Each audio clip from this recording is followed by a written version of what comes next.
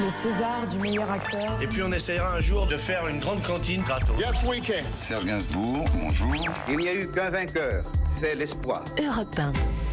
Et à 7h23 sur Europe 1, c'est l'heure du jour où votre plongée quotidienne dans la boîte à souvenirs d'Europe 1. Bonjour Lord d'Autriche. Bonjour Dimitri, bonjour à tous. Nous sommes le 28 août. Ce jour-là, en 1963, aux États-Unis, Martin Luther King mène la marche contre les droits civiques à Washington. La marche pour les droits civiques, pardonnez-moi. Et au pied du mémorial Lincoln, le pasteur King va prononcer devant 250 000 personnes l'un des plus célèbres discours du XXe siècle. Vous savez, le I have a dream. À ses côtés, Joséphine Baker est présente, elle aussi, et elle aussi va prendre la parole. Oui, et ce fut, selon ses mots, le plus beau jour de sa vie. Ce 28 août 1963, vêtue de son uniforme de la France libre, elle est la seule femme à s'exprimer aux côtés de Martin Luther King. Elle veut insuffler du courage aux Noirs d'Amérique.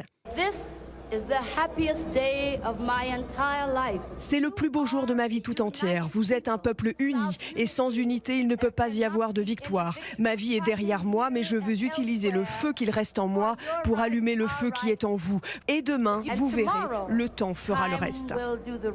Ces mots sont entendus alors par 250 000 personnes sur place. Et pourtant, à cette époque, Joséphine Baker, naturalisée française, a déjà fui l'Amérique raciste et ségrégationniste depuis presque 40 ans pour s'installer en France. Alors cette marche, Lord d'Autriche, c'est le point d'orgue du mouvement pour les droits civiques qui a commencé dans les années 50. Les Afro-Américains demandent le droit de vote et la fin de la ségrégation. Oui, et beaucoup portent ce jour-là un insigne sur lequel on voit une main noire et une main blanche entrelacées. Les marcheurs sont venus de tout le pays, raconte le journaliste d'Europe 1 sur place, Georges Leroy. 1514 autobus à 50 places, 21 trains spéciaux, 13 trains réguliers, des avions spéciaux, des milliers de voitures, mais aussi quelques bicyclettes et même une paire de patins à roulettes.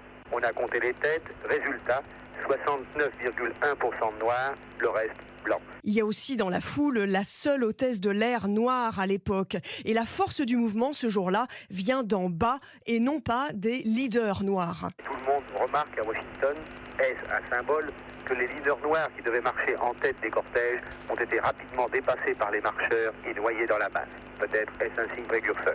Ces nouvelles lois qu'on va faire aux États-Unis, c'est vraiment nécessaire pour tous les citoyens américains. Les 250 000 marcheurs ont ensuite juré de rentrer chez eux et de poursuivre la lutte jusqu'à ce que les hommes soient égaux. Et le prix Nobel de la paix sera attribué à Martin Luther King l'année suivante, en 1964. Merci beaucoup Lord d'Autriche pour cette page d'histoire grâce aux archives sonores d'Europe 1. Et maintenant,